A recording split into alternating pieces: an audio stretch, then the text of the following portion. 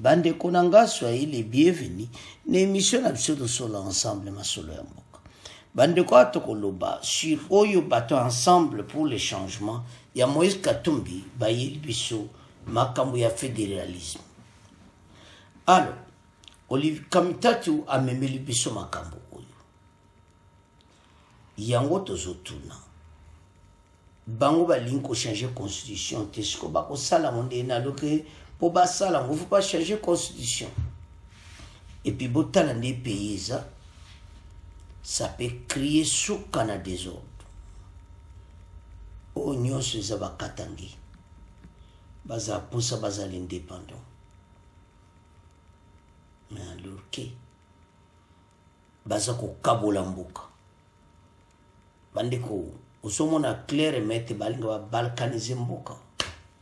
Biso moukaka, ba demoka ma be oyake pakatu. Pourquoi balkaniser les pays? Oignon sobo luka. Et ça m'a bé. Hein? Pays kozalande ni. Surtout au tal la situation, oui, que ça m'a wato. Peuple à Solanda.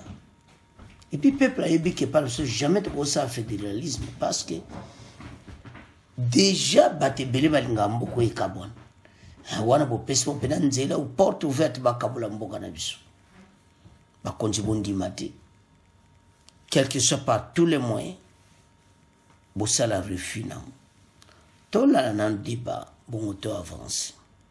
D'après Olivier Kamitatu, la décentralisation promise par la Constitution de 2006 est restée inopérante. Les provinces dépendent toujours de Kinshasa pour leurs ressources et décisions. Face à l'échec du modèle unitaire, le président honoraire de l'Assemblée nationale de transition propose une fédéralisation articulée autour de 6 grandes régions historiques: orientale, Équateur, Congo, Kasaï, Katanga et Kivu.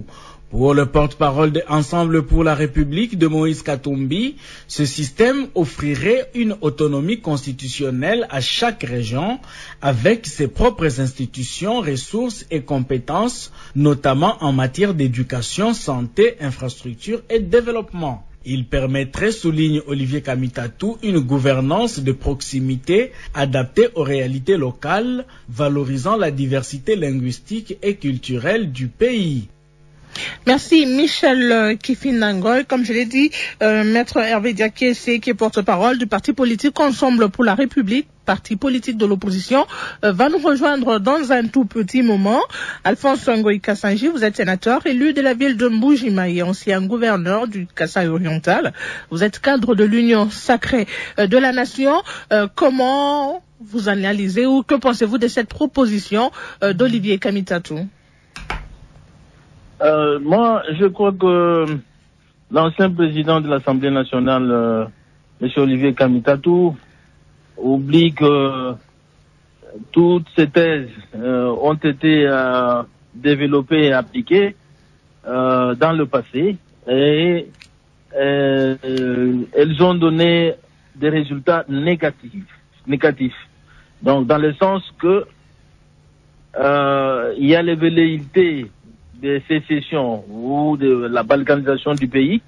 Et dans le contexte actuel où il y a quelques provinces qui sont désintégrées au grand ensemble, où nous avons la guerre, il y a qui affectent 2 provinces, eh ben, je crois que c'est pour désintégrer définitivement ces provinces-là et tant d'autres. Nous savons que pendant que nous parlons, il y a certaines provinces qui ont déjà des drapeaux, qui veulent la balkanisation, qui veulent leur État indépendant.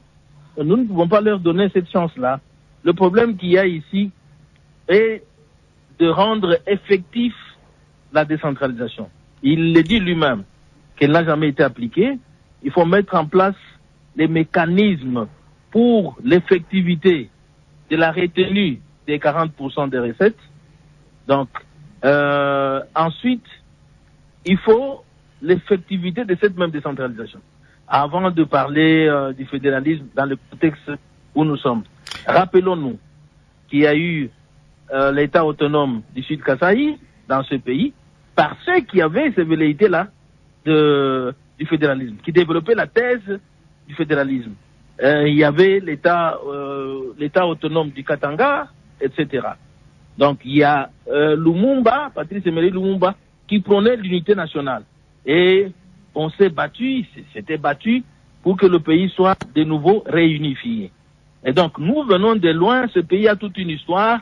Il ne faut pas recréer des choses qui ont entraîné ce pays dans la balkanisation dans le temps.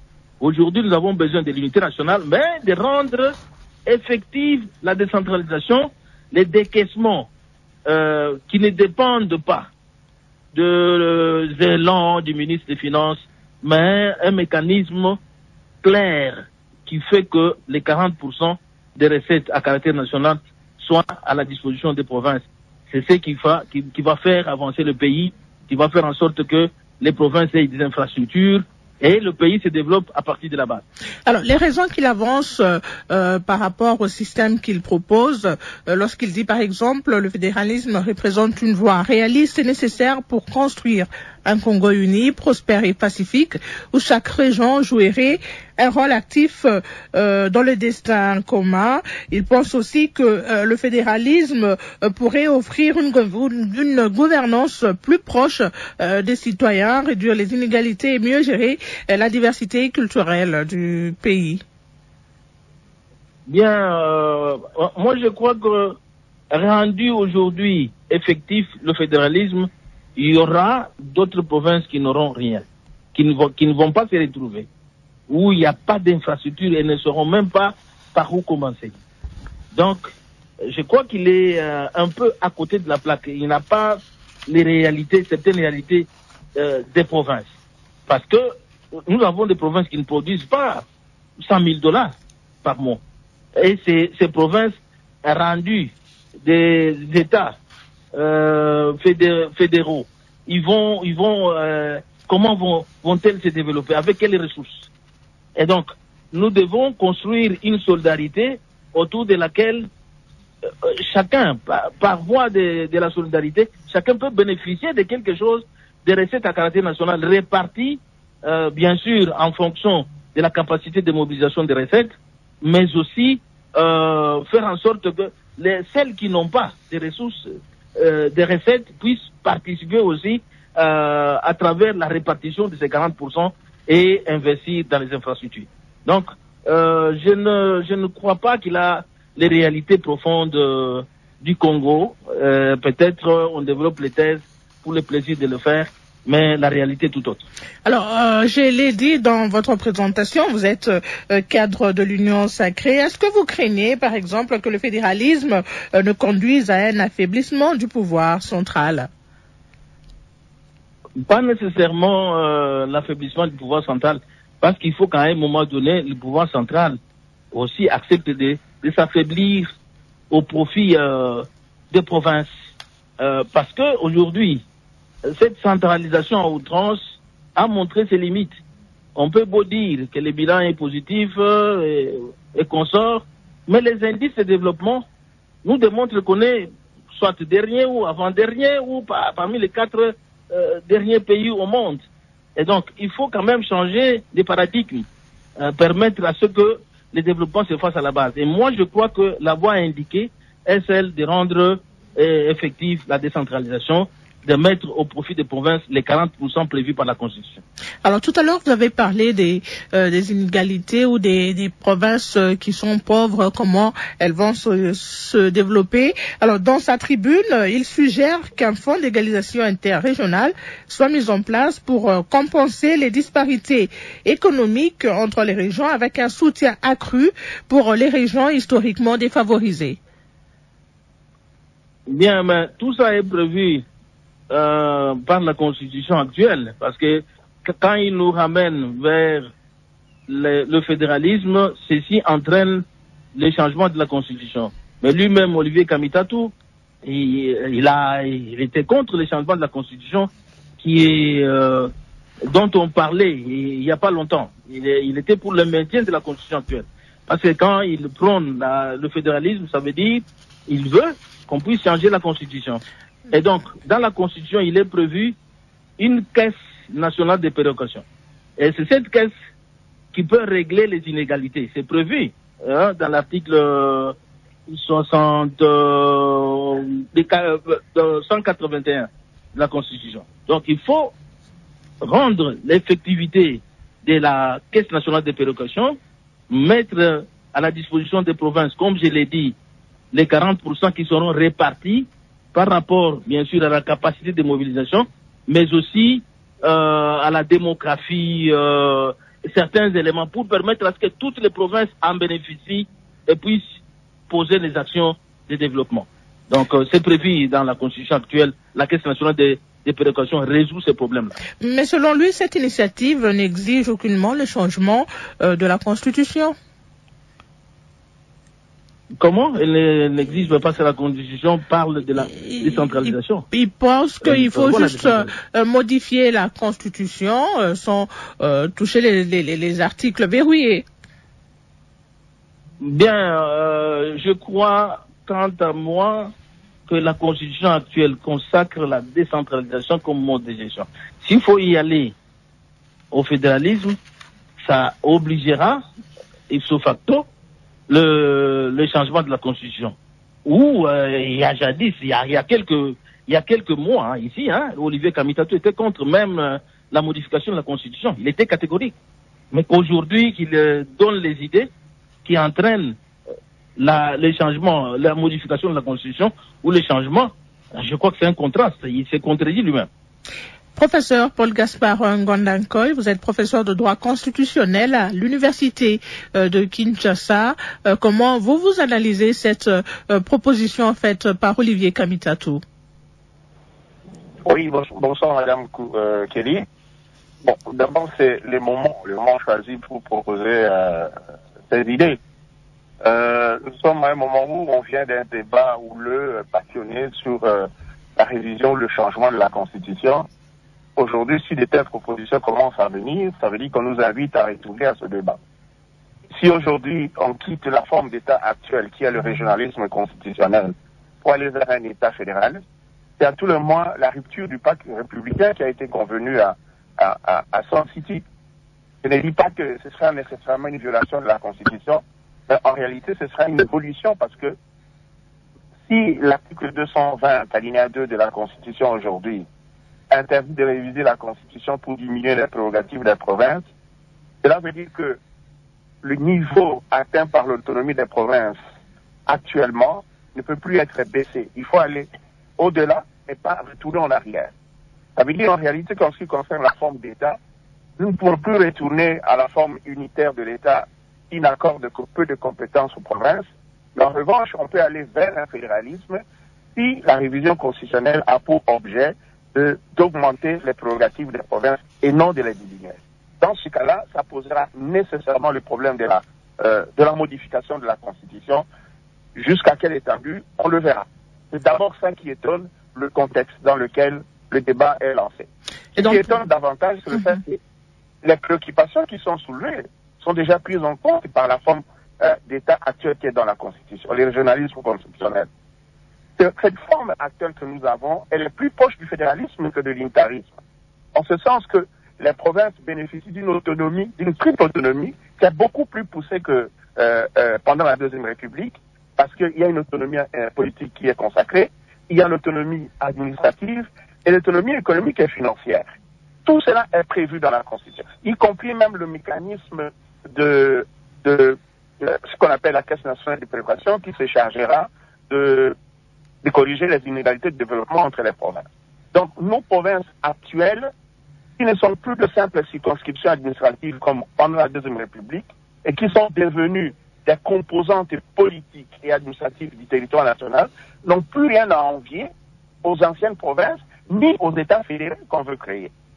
Tout est prévu dans la Constitution. Ce n'est pas parce que ce n'est pas appliqué que nous devons toujours, à chaque fois, avoir la manie de modifier les textes constitutionnels ou les textes légaux.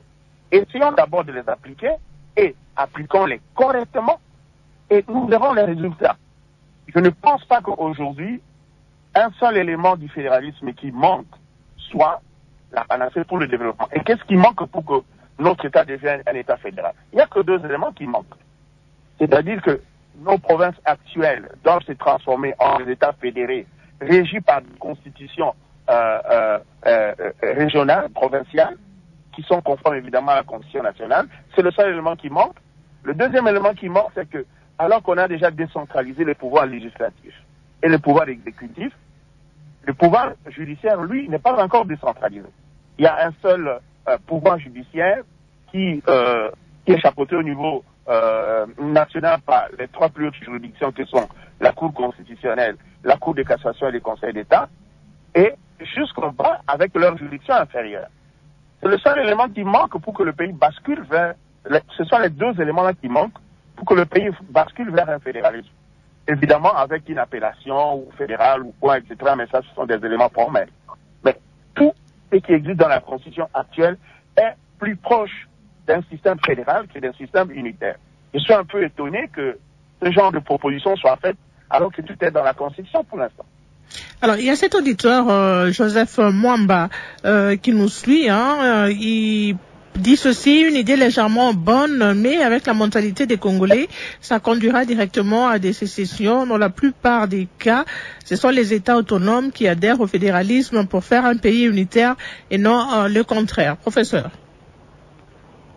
C'est justement la raison principale qui avait milité pour que, à Sun City, il n'y ait ni fédéralisme proclamé, ni retour à l'unitarisme. Parce que ce qu'on reproche aux fédéralistes, c'est leur velléité sécessionniste. Tout comme ce qu'on reproche aux unitaristes, c'est leur tendance à tout centraliser au niveau de Kinshasa.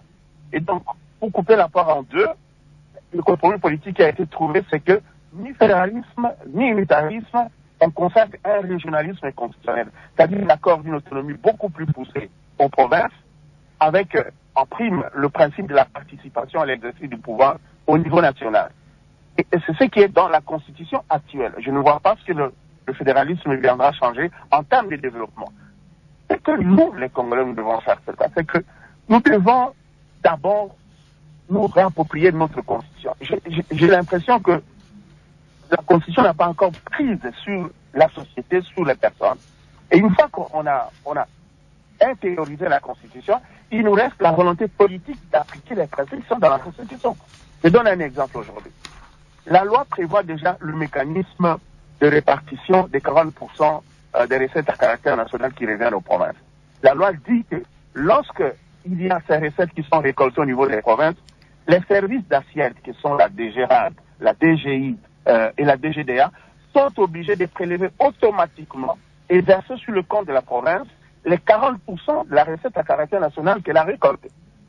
Et je ne sais pas qui empêche les provinces de pouvoir retenir à la source ces 40%. Oh, je sais que mais les provinces accusent Kinshasa. Ne laisse pas tout. Bien sûr, je sais qu'au niveau central, on l'accepte moins, mais c'est la loi qui est au-dessus de la loi, même pas les pouvoirs centraux. C'est vrai que le ministre des Finances doit ouvrir pour chaque province, je pense, des comptes pour que les régies financières puissent verser automatiquement les 40% sur leurs comptes. Mais ceci n'est plus la faute de la loi, c'est la faute des humains, c'est la faute de l'homme.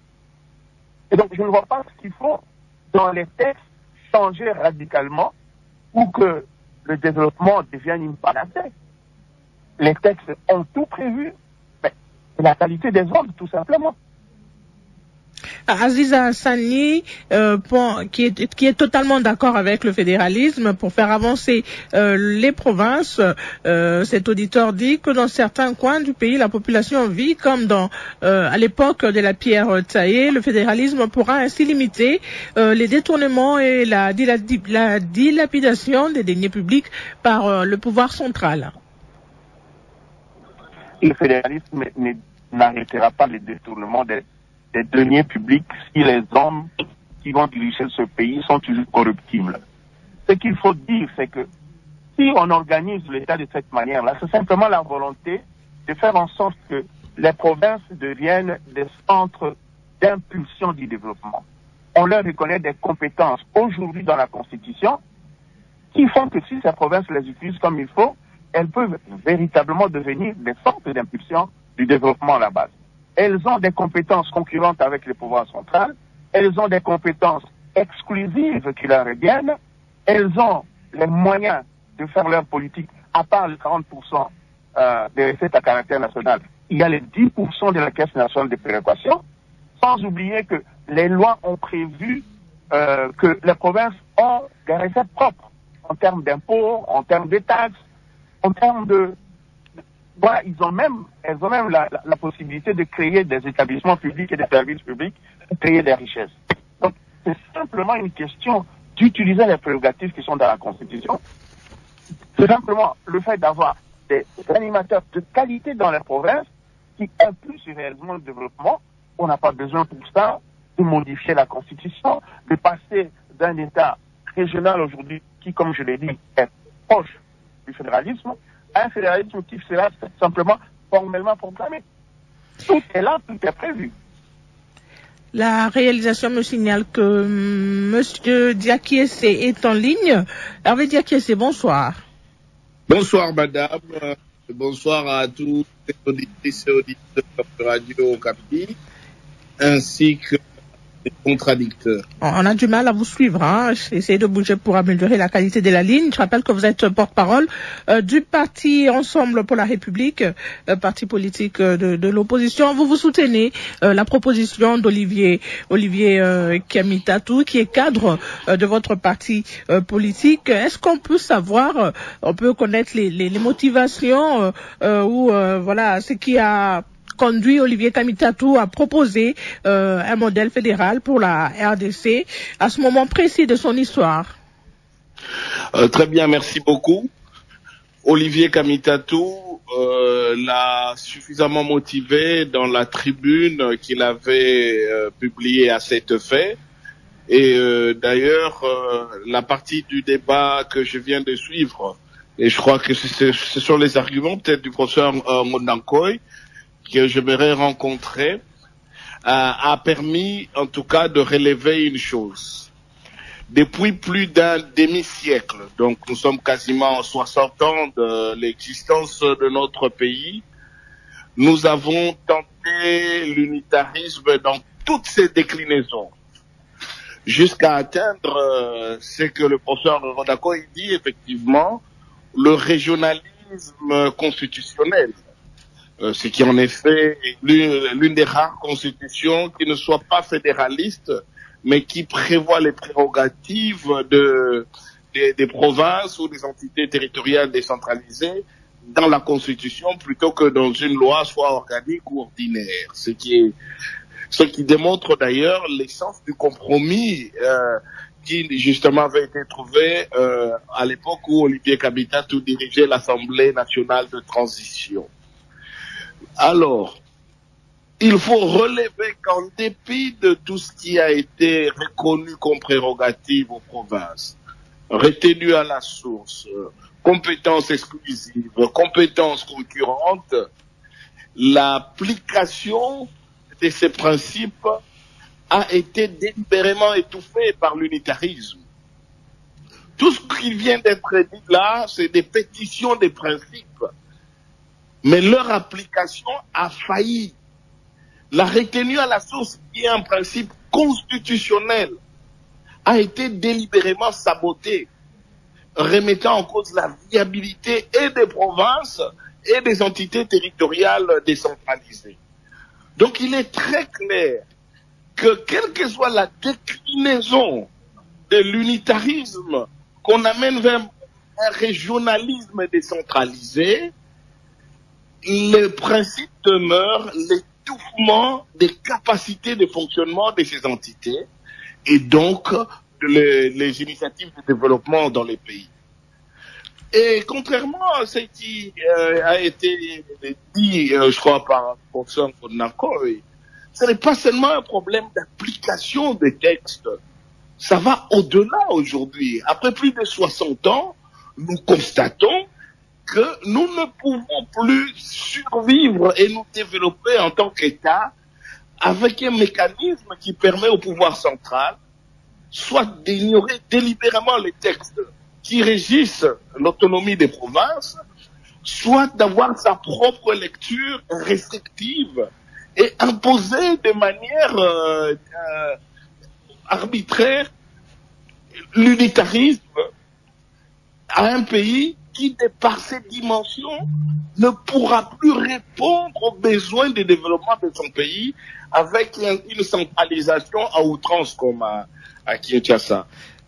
Mais non, en plus de l'application, problème d'application des textes, vous voulez parler aussi de la volonté politique? Tout ça, non, on vous l'a dit d'abord que ça a été un compromis à Sun City et qui a été traduit par les compromis au niveau du Parlement de la transition, mais qui n'a pas été appliqué.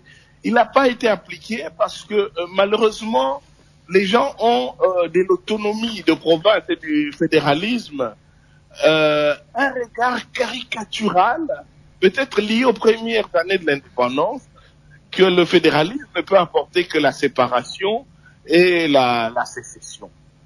Bien au contraire, le fédéralisme est un gage de l'unité nationale parce que, contrairement à ce qu'on croit, il est des institutions qui demeurent communes à toute la République. Nous avons la même monnaie, nous avons toujours la même armée, la diplomatie est entre les mains des autorités de l'État fédéral. Et par ailleurs, les entités assurent les développements avec leurs ressources. La solidarité nationale est garantie par une caisse de péréquation. Mais cette fois-ci, il y a des choses qui se prennent à la source sans dépendre de la bonne foi d'un ministre des Finances qui répond à l'agenda politique des affidés de Kinshasa ou qui crée son clientélisme en fonction des intérêts qu'ils ont dans chaque province.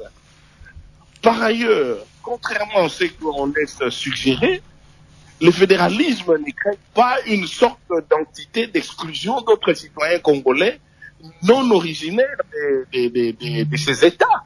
Mais justement, par rapport à ça, Monsieur Diakié, dans l'État où il veut. Alors, vous soulignez, Monsieur Kamitatou souligne que le fédéralisme va consolider l'unité nationale.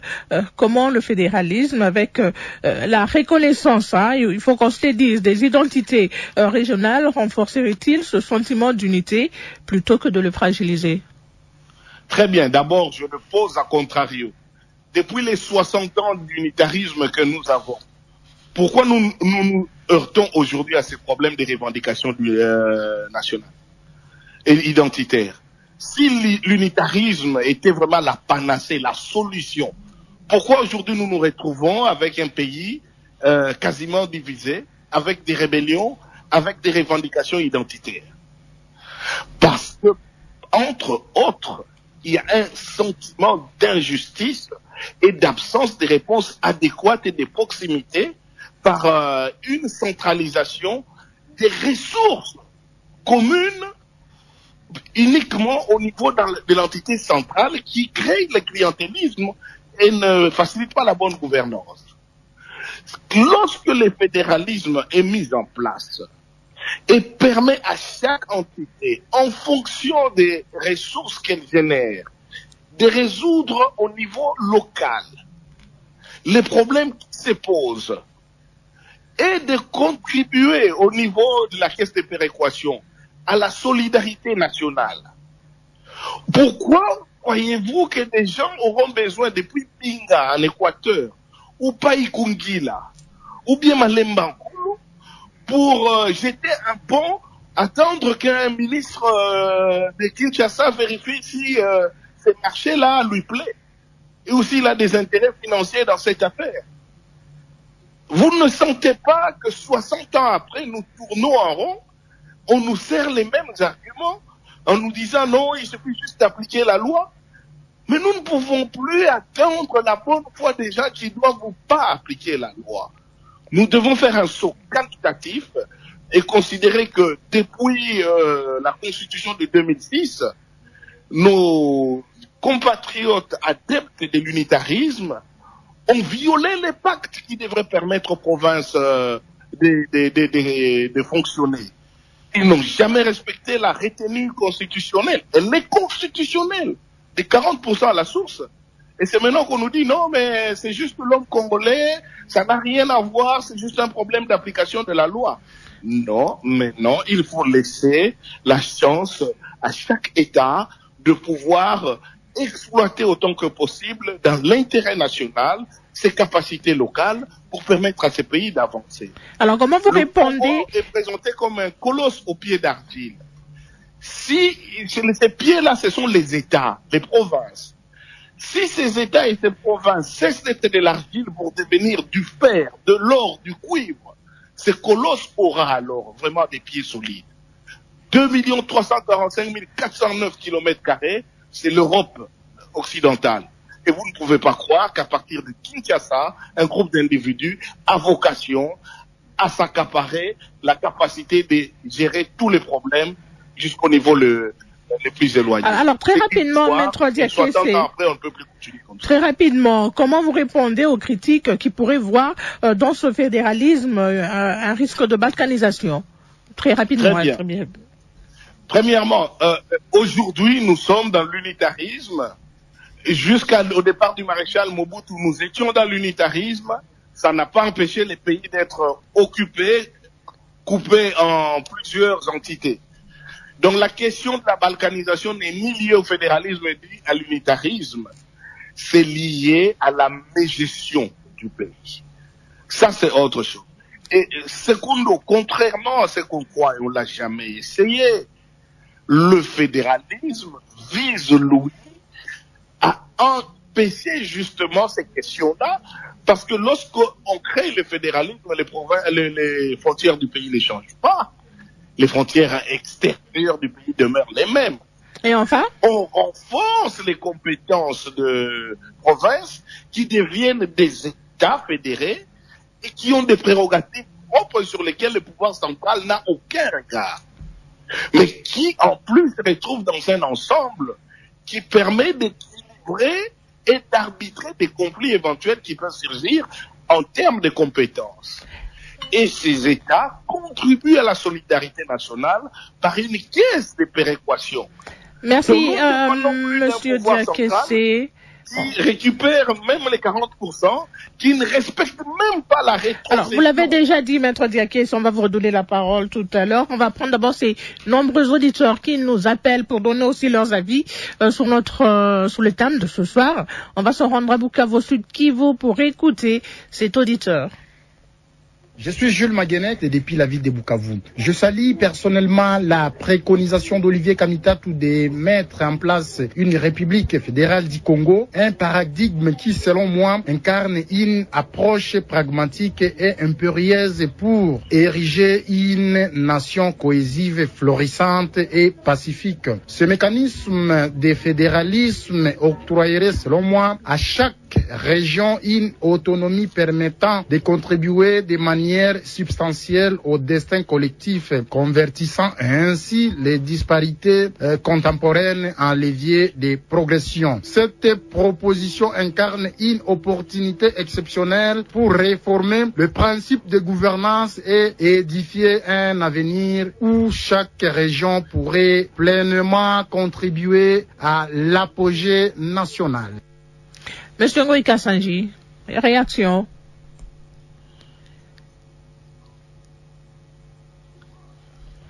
J'ai suivi largement Monsieur Diakese, l'intervenant de tout à l'heure.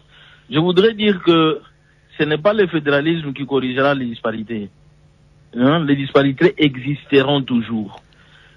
Parce que au jour d'aujourd'hui, comme je l'ai dit tout à l'heure, il y a des provinces qui ne produisent pratiquement rien. Et ces provinces-là continueront à être totalement pauvres. Le problème est d'application des textes. Même M. Hervé Diakese, il n'a pas contredit cela. L'application des textes est de l'homme congolais. Aujourd'hui, même si on mettrait le fédéralisme, il sera source de problèmes si l'homme congolais ne change pas de mentalité, si on ne sait pas respecter nos propres textes. Donc voilà pourquoi, moi j'ai dit, nous avons des textes qui ne sont pas encore appliqués. Alors, le professeur l'a dit, les textes qui ne sont pas encore appliqués, qui sont des bons textes, qui se rapprochent au fédéralisme. Alors, si ces textes sont appliqués, eh ben, l'objectif poursuivi du développement à la base va se réaliser.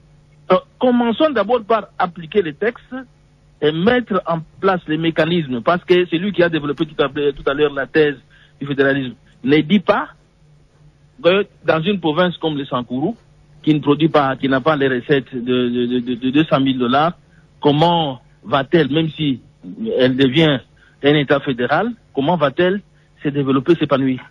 Il ne dit pas ça. Par contre, moi j'ai proposé qu'il y ait un mécanisme, les décaissements de 40% des recettes, ou la retenue, mais un mécanisme qui fait que ces recettes-là soient redistribuées aux provinces pour que le pays se développe à une même vitesse.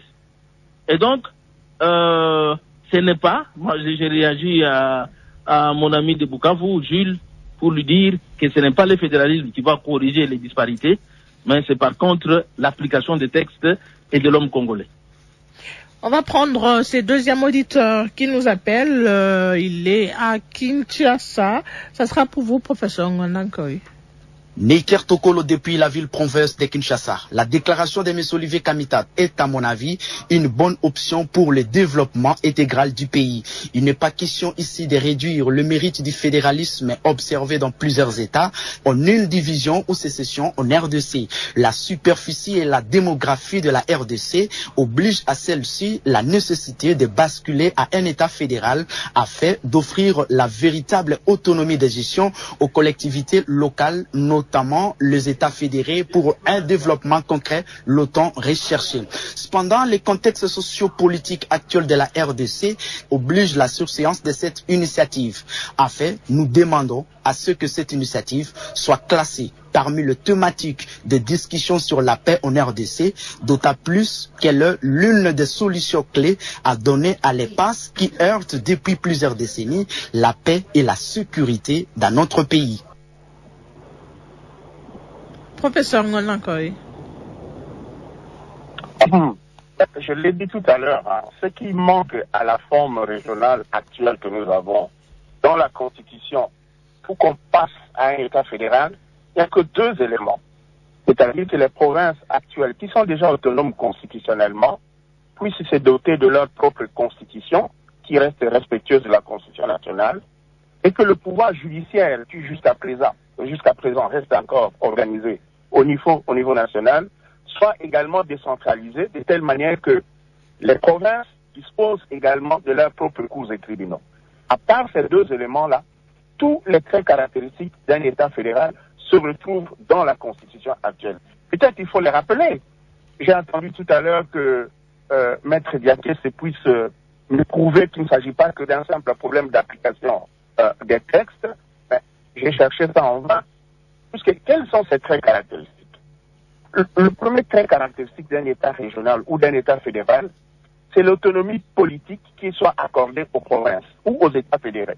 Et c'est cette autonomie politique-là est accordée à nos provinces actuelles, non seulement parce qu'elles disposent de leurs institutions politiques propres, dont les animateurs sont élus directement ou indirectement par la population elle-même, savoir les assemblées provinciales et les gouvernements provinciaux, mais elles disposent également, par la Constitution elle-même, d'un paquet de compétences qu'elles partagent, d'une part avec les provinces, le pouvoir central, mais qu'elles exercent elles-mêmes de manière autonome.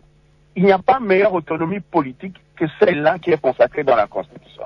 Je dis aussi qu'elles ont une autonomie administrative, parce qu'elles ne sont plus de simples circonscriptions administratives, elles sont des entités, des composantes politiques et administratives de l'État qui disposent du pouvoir d'avoir une fonction publique provinciale et locale et des services publics provinciaux.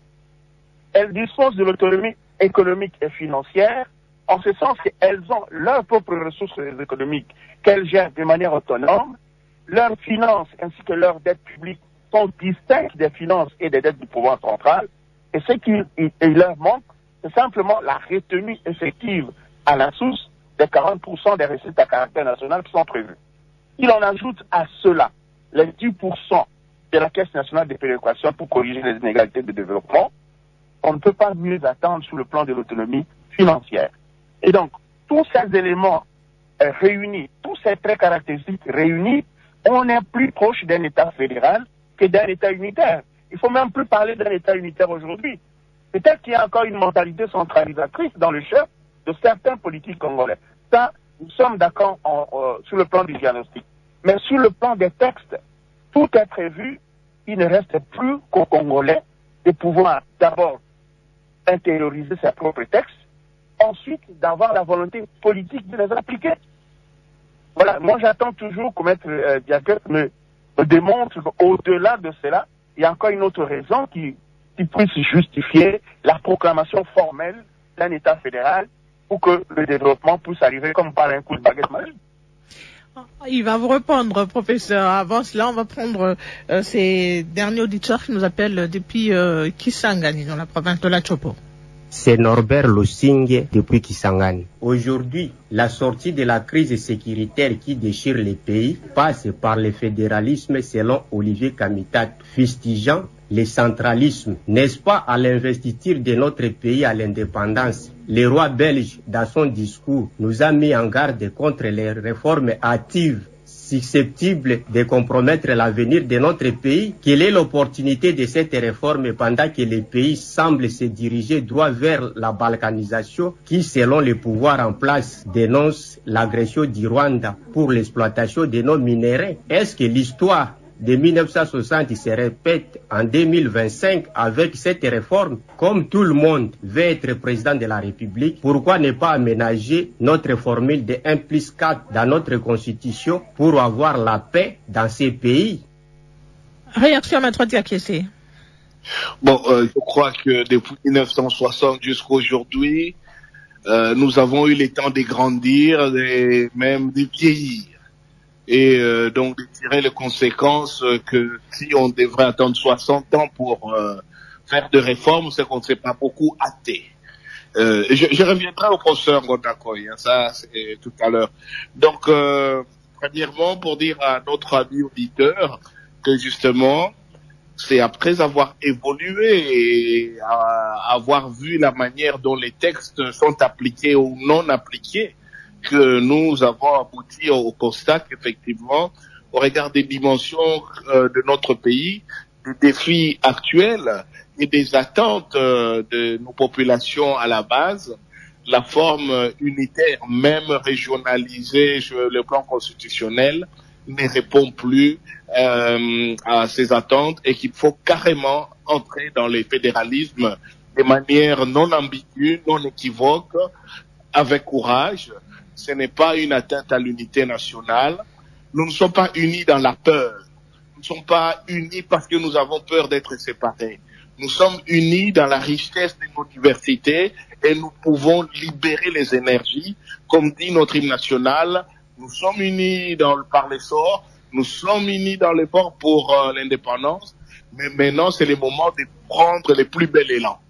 Et on ne va plus rester juste unis parce qu'on a peur d'être balkanisé. Le Congo ne sera jamais balkanisé et le fédéralisme ne porte pas atteinte à l'intégrité territoriale. Il décide juste de donner plus de prérogatives aux provinces et qui deviennent des États. Primo, que fait le fédéralisme par rapport à l'actuel système? Le fédéralisme nous apportera, par exemple, le droit pour les provinces d'avoir 60% de leurs recettes ou 70% de leurs recettes à la source, de contribuer à 10% au niveau de la caisse de péréquation et de renvoyer 20% au fonctionnement du pouvoir central, ou 60% pour les provinces, 30% pour le pouvoir central et 10% pour la caisse de péréquation. Ça, c'est des choses qui se discutent. À la différence du régime actuel. Alors, est-ce que vous pouvez être concis, Maître Hervé Diakessé, parce que... Oui, mais ceux qui m'ont précédé ont eu le temps aussi de...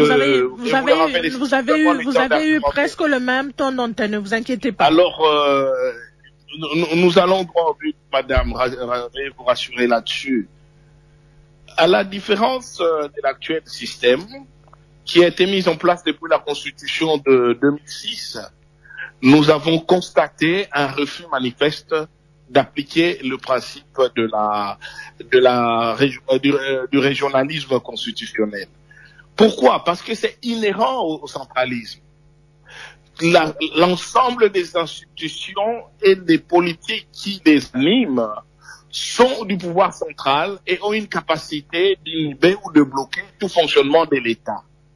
Ce qui est impossible si nous sommes dans un régime fédéral où chaque État fédéré a ses prérogatives propres sur lesquelles l'État central n'a aucune capacité d'intervention en ce qui concerne des compétences exclusives.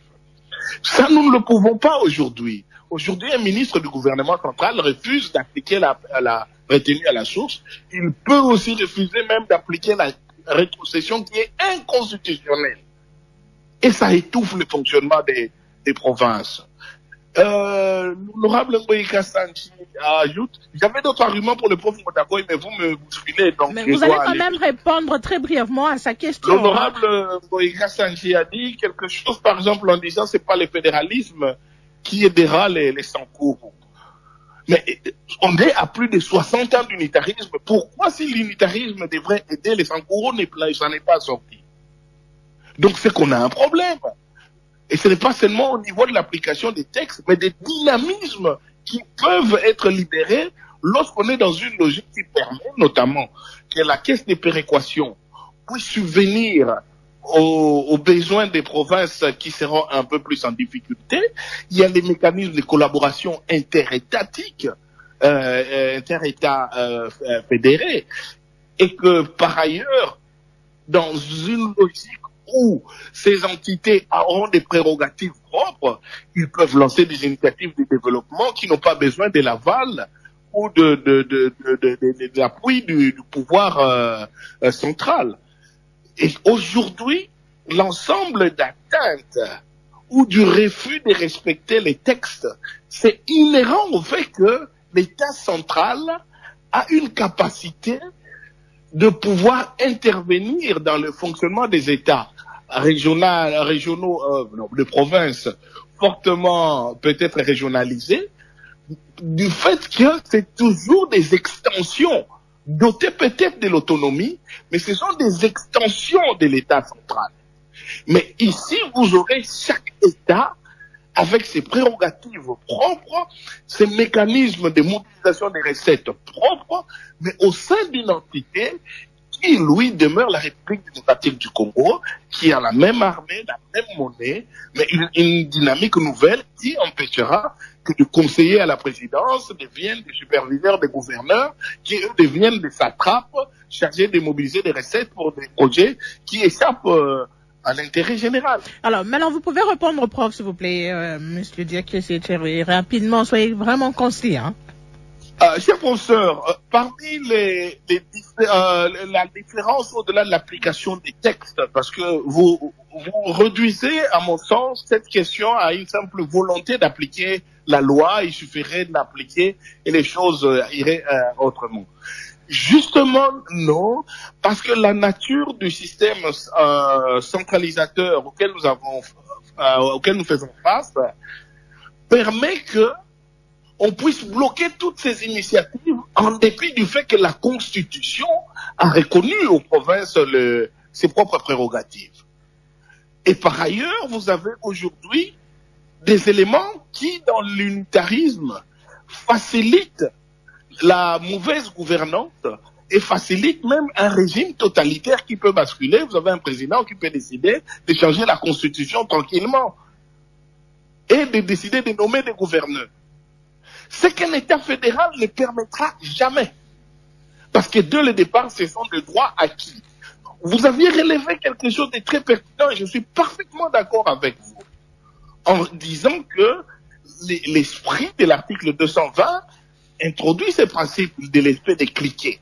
Aucune réforme ne peut être entreprise qui vise à réduire les prérogatives des entités territoriales décentralisées. Eh bien, c'est justement ça, c'est le cas d'espèce. Lorsque nous mettons le fédéralisme en place, nous accroissons davantage leurs prérogatives. Et donc, de ce fait, nous restons dans l'esprit du pacte républicain des Sun City, parce que nous n'apportons aucune modification sur les dispositions verrouillées de l'article 220. Nous respectons la forme républicaine, nous respectons la durée et les mandats du chef de l'État, nous donnons juste aux provinces les prérogatives. Et d'ailleurs, vous avez dit, il n'y a vraiment plus aucune différence entre ce qui avait été prévu, à part maintenant mettre 2 ou 3 éléments en place. Eh bien, mettons ces éléments en place. Merci. Parce que cette constitution n'a juste pas été respectée à cause du fait qu'on n'est pas dans un fédéralisme. Merci Hervé Diaké, c'est un auditeur qui nous suit depuis la ville de Goma au nord Kivu. Il pense que dans l'environnement actuel, toute idée d'instauration de la forme fédérale de la RDC n'est pas à soutenir. Cette forme ne devait pas être une réponse aux frustrations et à la colère contre Kinshasa. Le risque auquel nous aboutirons sera la balkanisation, appliquant d'abord la décentralisation dans tous ses détails, notamment la retenue à la source de 40%, la réduction du train de vie des animateurs des institutions et la méritocratie. Ainsi, toute la République va se développer. Nous allons conclure cette émission. Nous sommes vraiment à la fin de l'émission. Alphonse Goïka-Sanji, un mot en guise de conclusion. Je le martèle encore. Appliquons d'abord les textes existants, c'est-à-dire rendre effective la décentralisation, les 40% des recettes, la retenir à source, et l'opérationnalisation de la Caisse nationale de péréquation. Donc si cela est fait, je crois que l'objectif du développement à la base sera atteint. Par contre, si nous commençons à développer des thèses qui vont nous amener toujours au problème, au risque de balkaniser le pays, je crois que c'est une approche à ne pas soutenir. Professeur Ngondankoy. Je continue à dire que les propositions qui sont faites, si elles sont destinées à être inscrites dans la Constitution, ça n'ajoutera pas beaucoup à ce qui existe déjà, parce que la forme régionale a... Allô, professeur? La forme unique. Et s'il faut ajouter les 2 éléments réels. Votre ligne crash, on a du mal à vous suivre, professeur Ngondakoy. Hervé Diaké, c'est votre conclusion. Soyez concis, s'il vous plaît. Paul II, n'ayez pas peur. Après plus de 60 ans, dans ces déclinaisons de l'unitarisme, le moment est venu de passer à autre chose, de libérer les énergies de nos provinces, d'en faire des véritables États fédérés qui s'occupent des réalités quotidiennes, de l'exploitation des ressources au nom de l'intérêt général pour un pays qui a 2 345 409 km², avec plus de 60 millions de citoyens. C'est exactement la réponse aujourd'hui. Après 60 ans, il faut fermer la parenthèse de l'unitarisme. Le Congo ne sera jamais balkanisé. Bandeko tolandi biso nyonso. Le na lera Kabila na article na Constitution 2006 ba lobaki makambo oyo comment bato bakozala même ensemble bolingo bozala bien mais bango de ba prévenir ete babitumba ezala te mboka ekabwana te bakoprévenir yango. Alors selon Hollande ba Hervé Diaké ces bateaux nyonso batani ensemble, ça fait un peu du mal. Le pays est agressé, le pays est exposé bouillé. Binoboya kana ba idée que otoza na biso. Non. Je sais que ça ne se fera jamais dans ce pays. Peuple on dit mati. Donc c'est un Congolais nous surtout pour l'intérêt en boka. Chassons ses ennemis. Surtout pour la RDC. Zabato balingi mboka ti. Mboka na biso boyi un groupe à bato bayo sala likopa na bango. Oka mboka oyo epanzana na. Tukundi mangoti. Ya tu isa ba Congolais bo se lever. Makama kamitatu oyo bokomo na ngoti côté pa bato non. To boyi makamboana. Ya fédéralisé passe la RDC sera automatiquement balkanisé. Toza maile baje katumba zoya na ona batu na ye bokeba. Alors bana mboka so nde tolandi biso nyonso biso makambo wana te biso totelema mpona intere ya mboka togaye masolo. Au revoir, à la prochaine.